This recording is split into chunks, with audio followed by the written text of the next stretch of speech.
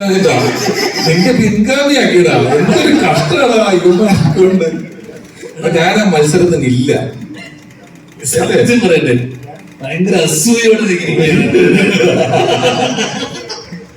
ഞാൻ ഈ മത്സരത്തിന് ഇതിത്ര ഒരു മത്സരമാണ്, ഒരു മത്സരമായിട്ടല്ല ഞാൻ വന്നത്. പറഞ്ഞ് വന്നു കഴിഞ്ഞപ്പോഴേ ഇത് മത്സരമാക്കി. ചിലര് അതിലടിച്ചു ഇവനെ അങ്ങോട്ട് പറഞ്ഞു. പക്ഷെ ഞാൻ പൊതുവെ ഒരു ഇന്റർവ്യൂ, നമുക്കൊരു ഇന്റർവ്യൂവിന്റെ പോക്ക്, ഇപ്പൊ ഒരാള് സംസാരിക്കുന്നുണ്ടെങ്കിൽ, ഇപ്പൊ സംസാരിക്കുന്ന സമയത്ത് എനിക്ക് എന്തെങ്കിലും കൗണ്ടർ അടിക്കുക, തിരിച്ചു പറയുക, അതിനപ്പുറം ആ മൊത്തം സെഷൻ ഇൻട്രസ്റ്റിംഗ് ആക്കുക എന്നുള്ളതാണ് ഞാൻ എപ്പോഴും ചിന്തിക്കുക. കാരണം ഞാൻ ബാക്കിയുള്ളവർക്ക് ഒരു സ്പേസ് കൊടുത്തിട്ടും ബാക്കിയുള്ളവര് സംസാരിക്കട്ടെ, അല്ലെങ്കിൽ അവര് സംസാരിക്കട്ടെ, ജീവക്ക് ചില കാര്യങ്ങളായിട്ട് പറയാനുള്ള ഗ്യാപ്പ്. പിന്നെ ഞാൻ ബേസിലൂടെ വർഷം കഴിക്കുന്ന സമയത്തും നമ്മൾ അവർക്കൊരു സാധനം ഇട്ട് കൊടുത്താൽ മാത്രമേ അവർ തിരിച്ച് കൗണ്ടർ അടിക്കുള്ളൂ. അപ്പൊ നമ്മൾ അങ്ങോട്ട് പറയാനും ഒരു ഗിവ് ആൻഡ് ടേക്ക് ഉണ്ടാവണം. അപ്പോൾ എല്ലാം ചിലവരിപ്പോ രമേശന്റെ കേസിൽ രമേശൻ കോൺസ്റ്റന്റ് ആയിട്ട് അടുത്തെന്ത് പറയണം ഡീപ്പ് തിങ്കിങ് ആണ്. അപ്പൊ നമ്മൾ ശ്രദ്ധിച്ചാൽ മതി, ഇന്റർവ്യൂ ശ്രദ്ധിച്ചാൽ മതി, നമ്മളൊരു സാധനം അടിച്ചിട്ട് അവിടെ ചിരിച്ചോണ്ടിരിക്കുമ്പോഴും രമേശല്ലേ ഇപ്പൊ പറയണ അടിച്ച് ഇതിന്റെ മുകളിൽ ശ്രദ്ധിച്ചാൽ മതി, കെയർഫുള്ളായി ശ്രദ്ധിച്ചാൽ എനിക്ക് മനസ്സിലാവും എപ്പോഴും ബാക്കിയുള്ളവർ തമാശക്ക് ചിരിക്കൂല.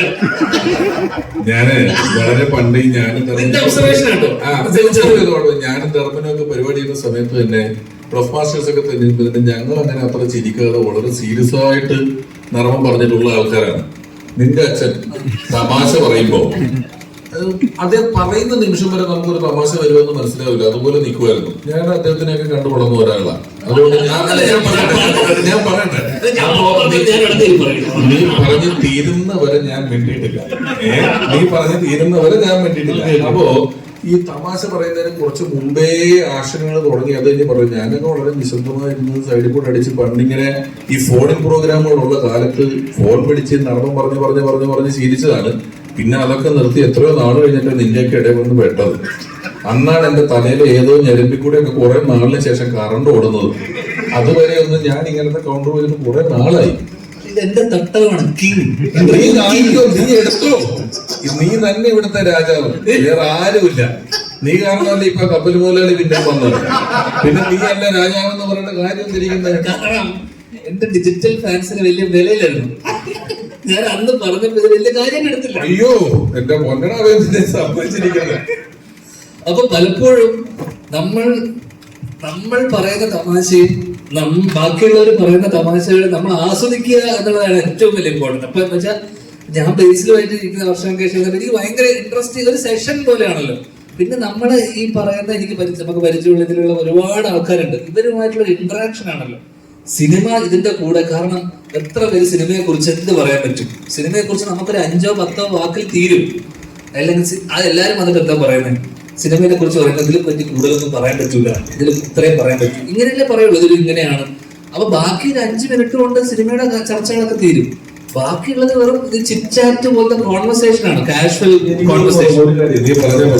ഉണ്ടെങ്കിൽ എനിക്ക് പഠിക്കണമല്ലോ, ഉണ്ടെങ്കിൽ എനിക്ക് തോന്നുന്ന കാര്യം ഇപ്പൊ കഴിഞ്ഞ കുറെ അധികം നാളുകളായിട്ട് ഈ തമാശയിലുള്ള പൊളിറ്റിക്കൽ കറക്റ്റ്നെസ്, നമ്മൾ പറയുന്നതിനെ പേഴ്സണലി എടുക്കുക, സീരിയസ് ആയിട്ട് എടുക്കുക എന്നുള്ള കാര്യം കൊണ്ട് ഞാൻ തലയിൽ ഒരു സൈമൾട്ടേനിയസ് ആയിട്ട് ഒരു എഡിറ്റിംഗ് പ്രോസസ്സ് നടക്കുന്നുണ്ട്. പണ്ട് ഇത് ഞാനോ ധർമ്മനോ ഒക്കെ ഇരുന്ന് അങ്ങോട്ടും ഇങ്ങോട്ടും പറയുന്നതിന് നമുക്ക് ഈ കുഴപ്പമില്ല.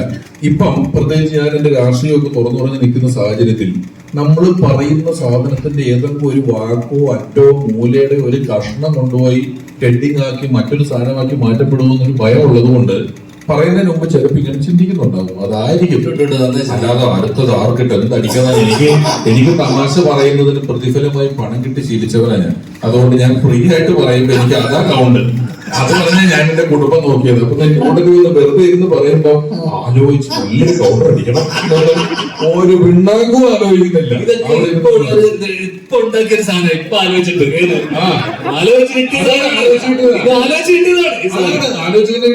ഇങ്ങനെ പറഞ്ഞെങ്കിൽ എന്തെങ്കിലും ഉണ്ടാവണമല്ലോ. നീ തന്നെ രാജാവ്. എടാ നമ്മൾ ഒറ്റ കെട്ടാട്ടോ, നമ്മള് ഒറ്റ കെട്ടാ, ഞാനും നീയും നമുക്ക് ഒന്നിച്ച് ഒരൊറ്റ ശത്രു ഉണ്ടാക്കിയില്ല. ഈ കള്ളപ്പണം വെളുപ്പിക്കുന്നവരുമായിട്ടുള്ള കൂട്ട് നമ്മൾ എന്നും അവസാനിപ്പിക്കുകയാണ്. ഇതില്ല പടമില്ല. ഈ സാമൂഹിക പ്രതിബദ്ധതയില്ലാത്തവരുടെ കൂട്ടത്തിൽ നിന്നും എന്നെ രക്ഷിക്കൂ. നമുക്ക് പോയി എന്തെങ്കിലും സാമൂഹിക പ്രതിബദ്ധതയോടെ എന്തെങ്കിലും ചെയ്യാം. നമുക്ക് കാണം ക്ലീനാക്കാൻ പോവാം. പണ്ട് NSSന്റെ കാലം നമുക്ക് ഇപ്പൊ പോയി ചെയ്യാം. ആരെങ്കിലും വരുന്നുണ്ടോ കാണം ക്ലീനാക്കാൻ? Sorry.